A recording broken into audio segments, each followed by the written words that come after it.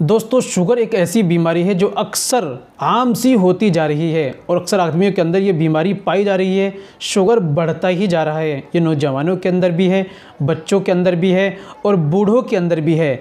अक्सर ये बीमारी पाई जा रही है। तो आज मैं लेकर आया हूँ शुगर को कंट्रोल करने वाला, शुगर को यूं मानो ख़त्म करने वाला बहुत ही ज़बरदस्त वाला केवल 3 चीज़ों का घरेलू नुस्खा। आज हम बात करेंगे शुगर को ख़त्म करने के लिए क्या आपको लेना है, कैसे आपको इस्तेमाल करना है और आपको किस तरीके से इस नुस्खे को इस्तेमाल करना है, और अंग्रेज़ी दवा को अगर आप ले रहे हैं, इस्तेमाल कर रहे हैं, कैसे ख़त्म करना है। सारी बातें आज की वीडियो में हम करने वाले हैं। तो दोस्तों बिना देर करते हुए चलिए जान लेते हैं आज के नुस्खे के बारे में, कैसे इस्तेमाल करना है, क्या तरीका है और क्या आपको लेना है।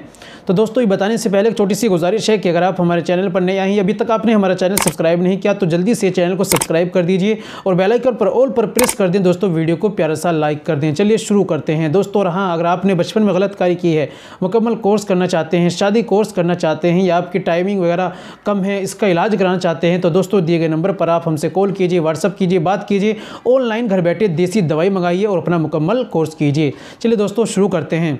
तो सबसे पहले आपको लेनी है कलौंजी।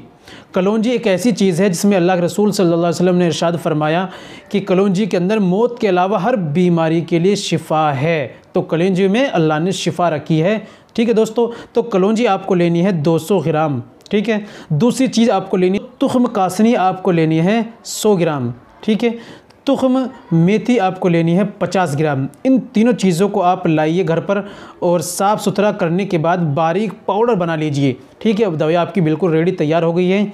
आप इस्तेमाल का तरीका है 5 ग्राम सुबह में आप जो है इस्तेमाल करें नाश्ता या खाने से 2 घंटा पहले, और शाम में खाने से 2 घंटा पहले ये दवाई को इस्तेमाल करें। 2 वक्त में सुबह और शाम आप इसको इस्तेमाल करें। ठीक है दोस्तों, और आप याद रखिए जो अंग्रेज़ी दवाई खा रहे हैं वो भी आप खाते रहें, लेकिन जैसे आपको असर अच्छा लगने लगे तो धीरे धीरे कम करते रहें, और जो डाइट है आपकी खुराक है वो भी तरीके से ही लेते रहें, यानी कि परहेज़ भी लाजमी करें और वॉक करें, रनिंग ज़रूर करते रहें, वॉक ज़रूर करें, टहलें ज़रूर।